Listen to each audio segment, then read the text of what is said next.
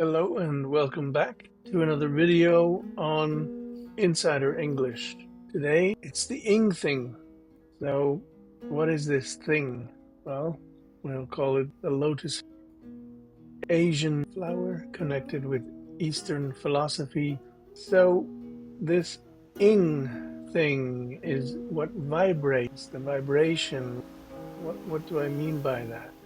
So let's take a look. In English, what is the rationale behind ing? We can see temporality, an event happening either now or in the future when already arranged, officially planned, and if not understood in the context, then you would have the adjunct, adverbial, tomorrow, next week, in a month, a year. Then there's intermittency or longer durations. Has to do with the situation, and had would be a past situation. The ing, by putting ing, you're shifting the focus of the verb on that verb. Imagine you're at the center here. The staircase is missing a step below you. Let's imagine we're here. You're unsure, perhaps, whether you can manage the gap, or at least it will take more effort. You might say, I'll try to make that next step. And so you're making an effort, an attempt. And in this case, the focus is on the trying. Now, your peers see this and they say, be careful, you might try going a different way. Now the focus is on the going. And the function is a suggestion to experiment with an alternative route. You might use it when using two consecutive verbs, and the verb with ing is the focus and is stressed. So try turning it. Try to learn it. You can see the difference. Here we've got to focus on the advice and the action of advice. Whereas with the two, remember, two is direction and a purpose. And so the focus will be on the effort of the verb, on the verb that follows. By affixing ing on practically any verb, you're shifting the focus to that verb here rather than on the trying. The same goes in all concepts. Try eating less carbohydrates. Note the difference. To is not an infinitive. The infinitive is nonsense. That's Latin. To is to obtain a desired result or purpose. More on that in my ebook. So ing can also be used as a nominal, so-called gerund, expressing generality. So letting children be creative is much more important to their sanity than having them tidy up or be tidy. I'm not sure which. But avoid beginning a sentence with to unless it's an instruction or a condition. And more on that in another video. Partial witnessing. After preparatory verb, the nominal implies that the narrator did not witness the entire action, but only in part. So while driving past the house, I saw them playing in the yard. Play without ing would mean the driver had witnessed the entire event or activity. So you can see what I'm doing here. This is in my cloud, and I'm constantly updating and expanding and improving it. And this is the advantage of having a digital book that you purchase one time and you don't pay for the updates.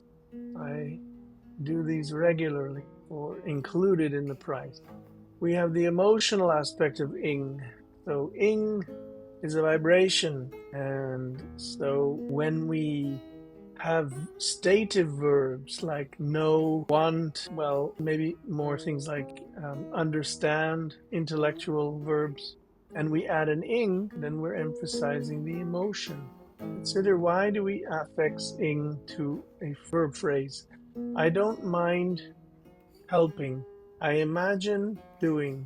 I'm thinking of seeing. Focuses on the ing verb, and there's emotion behind it. Another aspect is preferences. So all these verbs here: prefer, love, hate, detest, dislike, enjoy, fancy, adore, etc. generally come with ing on the next verb. We don't say prefer to, fancy to, or dislike to, or adore to. If you put to, it's because you're stating a condition.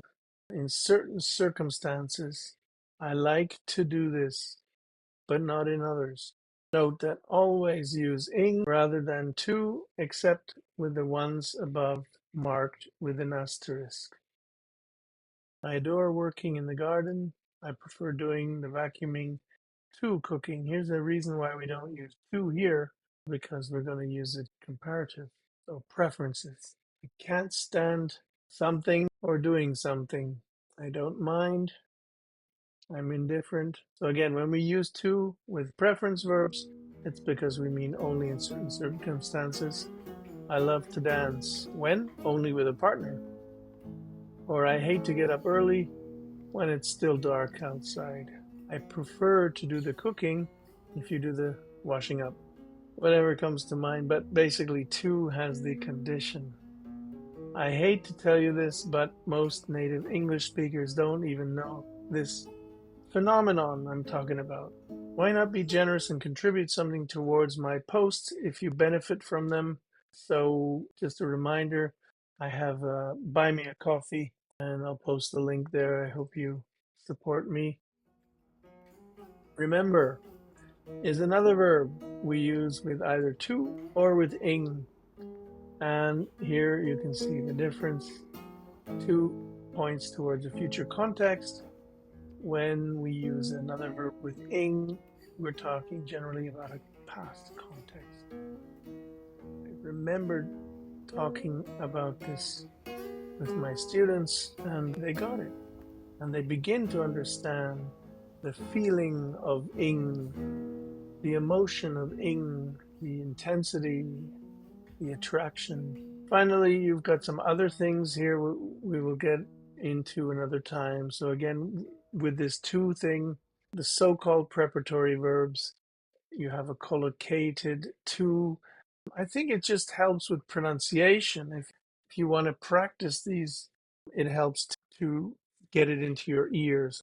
I decide to, decide to, decide to. And if you practice that together, it helps.